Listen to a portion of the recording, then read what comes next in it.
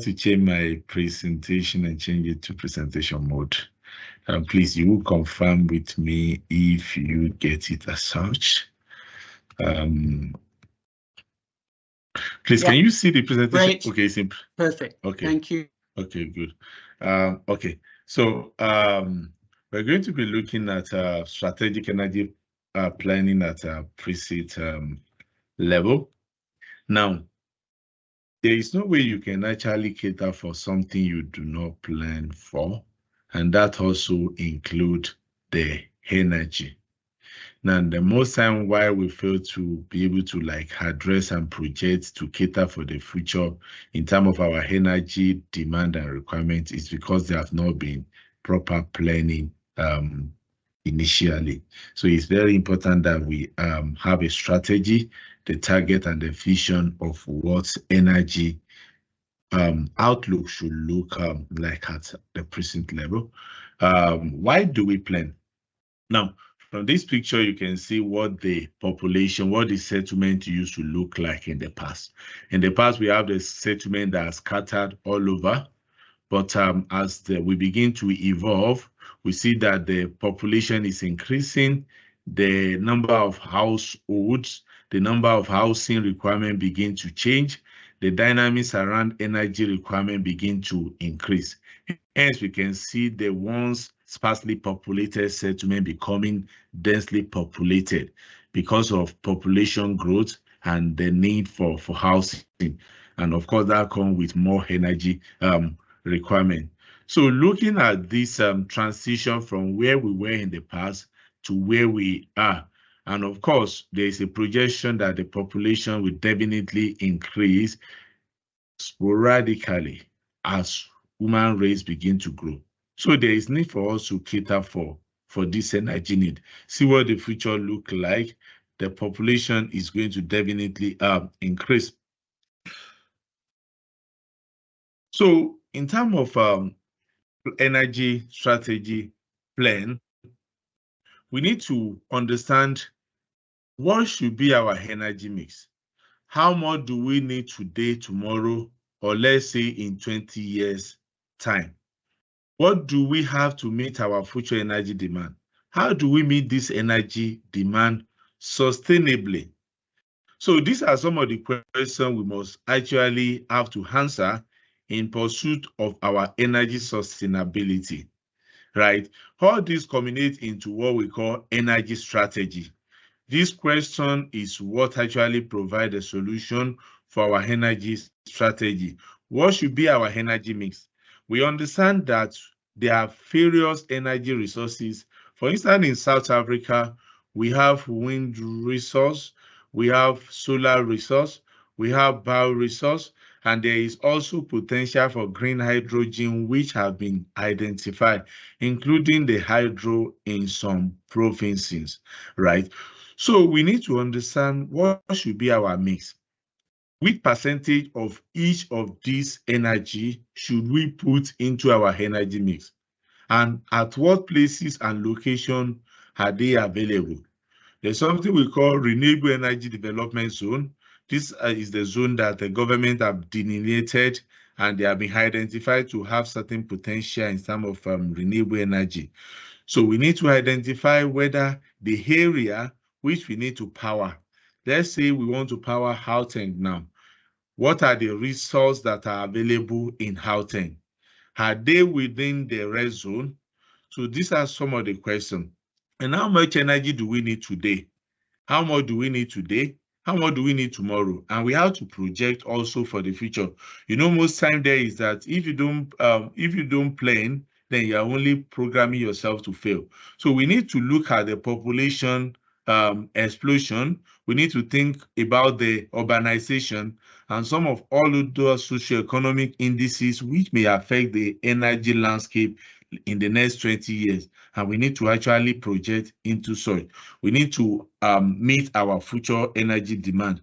So we need to do that sustainably. Sustainably to say that we are doing it without necessarily causing environmental challenges. We understand the pillar of sustainability. So we need to make sure that our energy need is met in a sustainable manner. What is strategic energy planning, and what does it do for us? Now, the first thing there is bring desired energy future into clear focus. From strategic energy planning, you have the understanding of the resource that is available.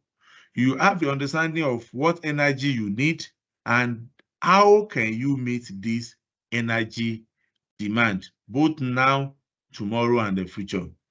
You help us to consider the current reality and leverage local resources. It helps to consider all those challenges before you read them. It helps us to map out efficient path to achieve the desired energy future. And of course, it helps us to be able to track the progress indicator, and document the game plan for short and long-term success. In the midst of it all, the hallmark of successful energy strategy is planning. Hence, planning becomes a very complex process which are intertwined and which need to be untangled to have a successful strategy. It involves the communication, teamwork, analysis, development, quality management, execution planning, control, organize, the goal, identify the risks, including the cost, also identify the project, vision, task, and a lot more. All these are intertwined together to achieve a successful energy plan and strategy development. So where do we start from if we want to develop energy strategy? Where do we start from? We first of all need to identify the space which we intend, or let me say maybe the location that we intend to develop the strategy for. For instance, now we want to develop energy strategy for Gauteng province. And mind you, I've been mentioning Gauteng province as an instance. It is possible as a developer to develop energy strategy for your infrastructure and facility.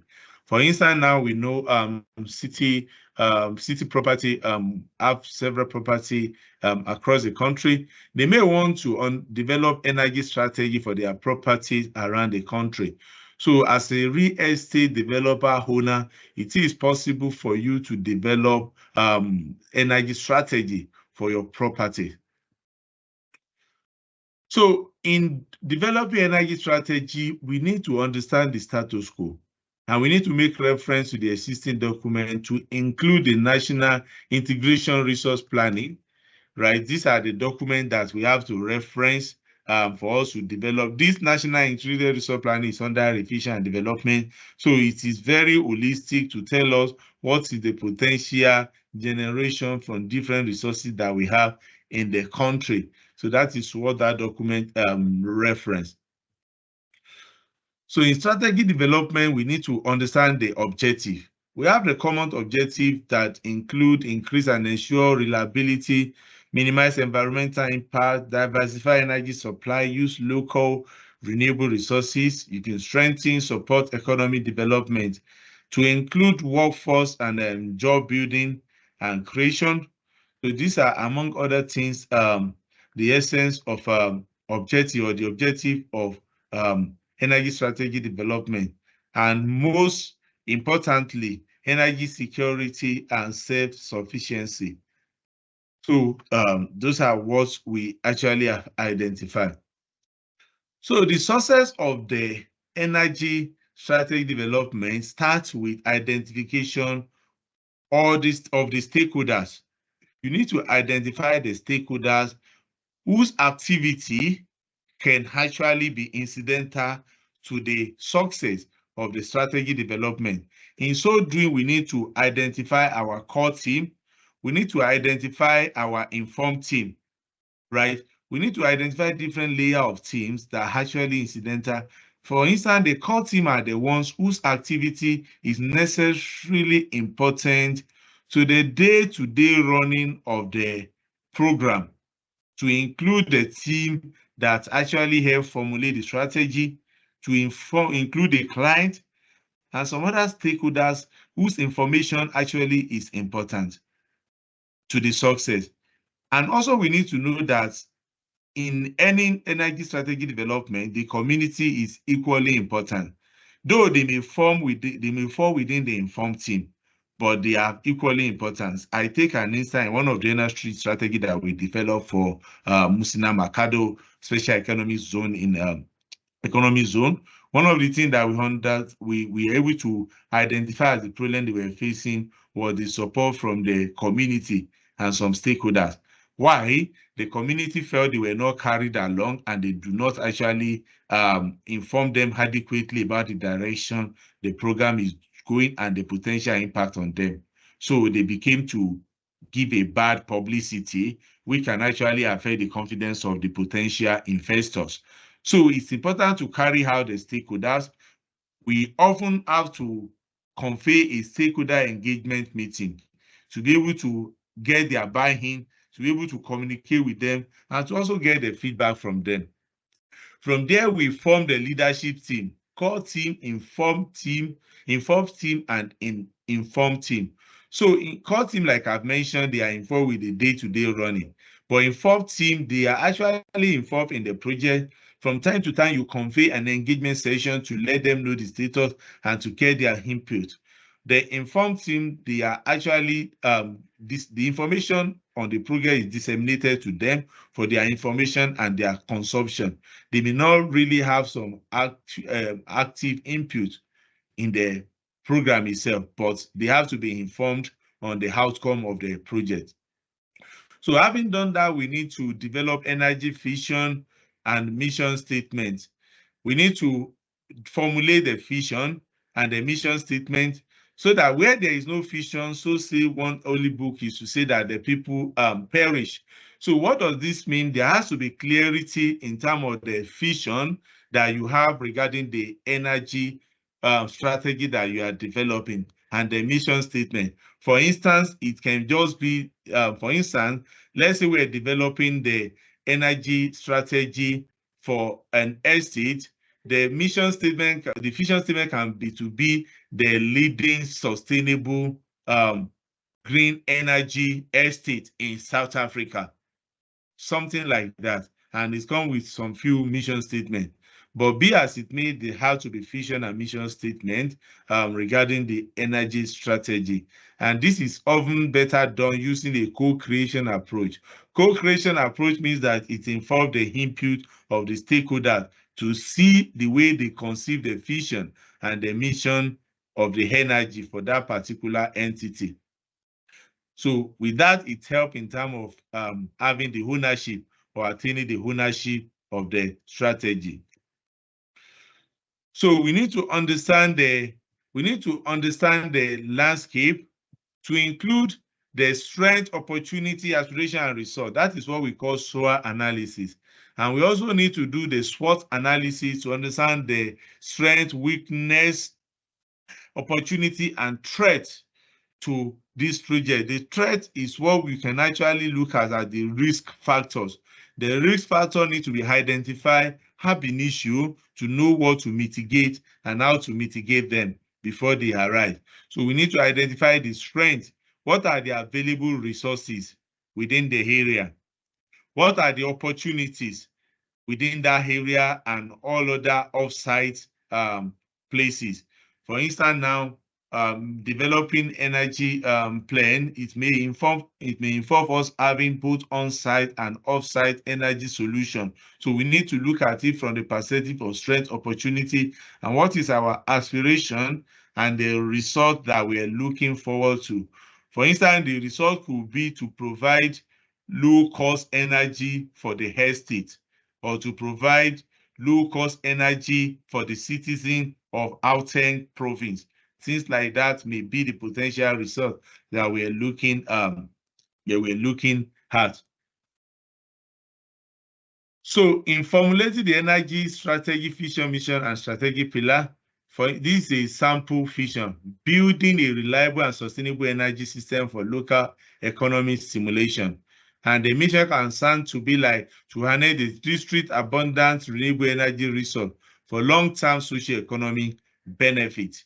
It is a very short but succinct, clear statement that gives the direction to the energy strategy document when developed. Based on the vision and mission, we also need to identify the pillars that are involved.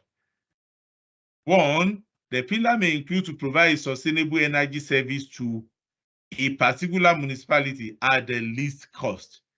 And mind you, it may not be in terms of the least cost. It may be in terms of reducing the climate damaging gases. So it can be to provide a sustainable energy service that mitigates the climate. I'm sorry? It's just somebody who's not mute here. It's perfect. Oh, okay. Keep going. Right. To provide a robust energy mix capable of meeting short and long-term energy demand within the national framework, to support the spatial development framework with inclusive clean energy sources, and to deliver an energy strategy entrenched in an energy efficiency framework for reduced operational carbon footprint. This actually happened to be the strategy pillar that was developed for one of the municipalities where we have worked. So the strategy pillar may be unique depending on what our energy vision and mission have become. So we also need to manage our expectation to ensure that we meet the expectation of the stakeholder at the end of the day. We need to have the understanding of what does success look like even at the onset of the project, because we need to possibly be able to predict some sort of the outcome while we're on the journey.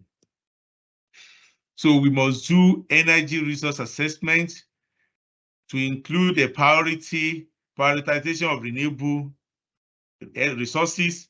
And of course, I believe you understand why we need to prioritize renewable resources. We need to develop the resource that actually is climate friendly, and we must do so to inform next source of energy resources. At this point, I'm going to hand over to Dr. Paul to take us further. Dr. Paul, over to you. Thank you so much, Dr. Femi. I'd like to know if my slide is visible. Not yet, but I think it's probably on the way. Okay.